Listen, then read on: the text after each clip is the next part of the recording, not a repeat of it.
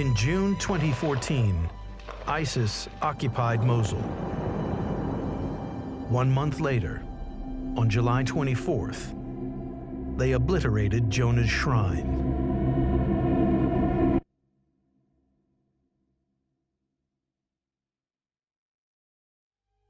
And archaeologists' worst fears were realized. Years to build, but 1 minute to destroy. It was terrible, of course. Terrible for people, terrible for antiquities.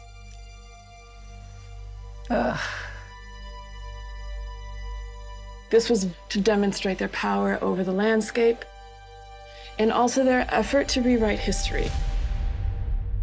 In 2001, 6 months before 9/11, the Taliban declared the statues an affront to Islam and drew a line in the sand for the whole world to see.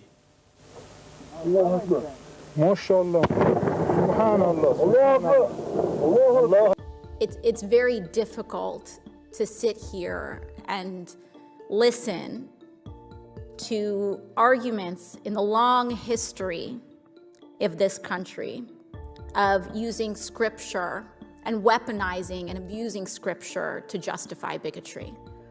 White supremacists have done it.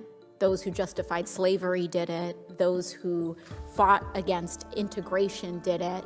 And we're seeing it today. There is nothing holy about rejecting medical care of people, no matter who they are on the grounds of what their identity is.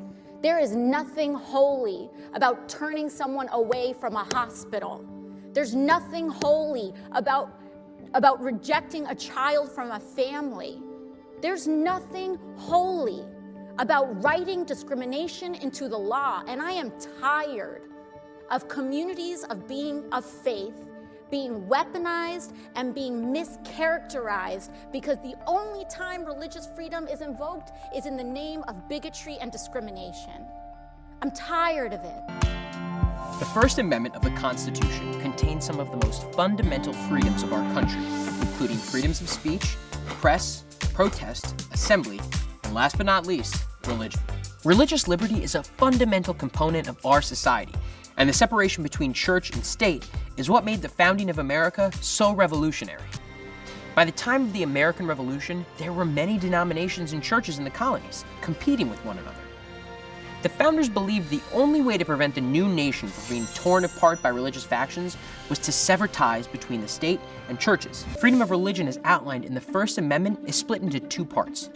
The Establishment Clause. Congress shall make no law respecting an establishment of religion. And the Free Exercise Clause, or prohibiting the free exercise thereof. Basically, this language guaranteed that the government would have no official religion, nor would it prevent anyone from practicing their own beliefs. You may have heard this one before. We hold these truths to be self-evident that all men are created equal and they are endowed by their creator with certain unalienable rights. That's it right there. Unalienable rights. Those are natural rights.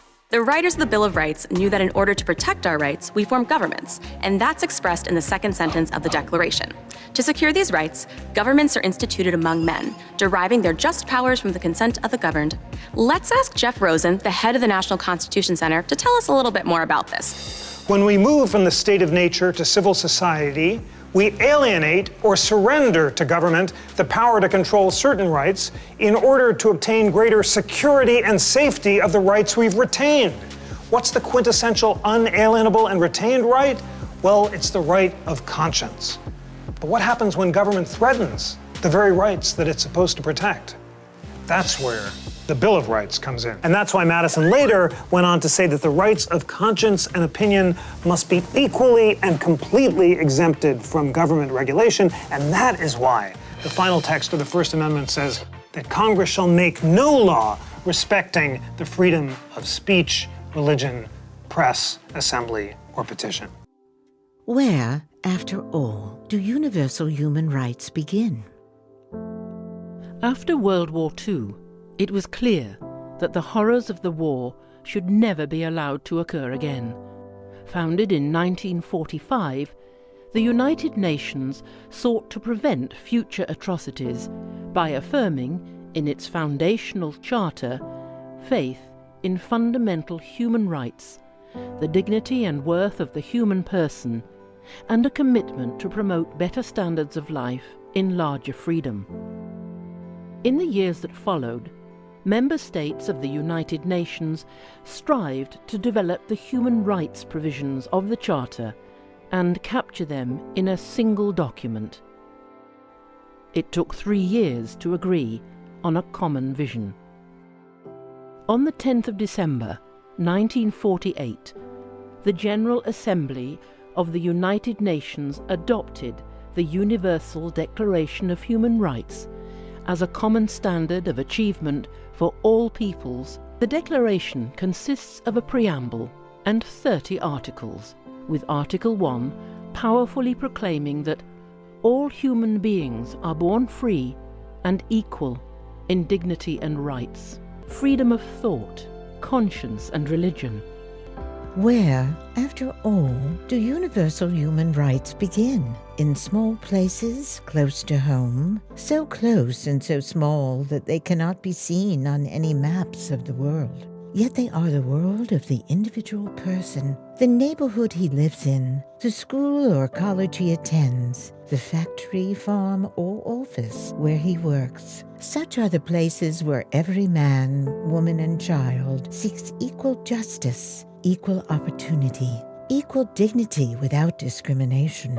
Unless these rights have meaning there, they have little meaning anywhere. Without concerted citizen action to uphold them close to home, we shall look in vain for progress in the larger world.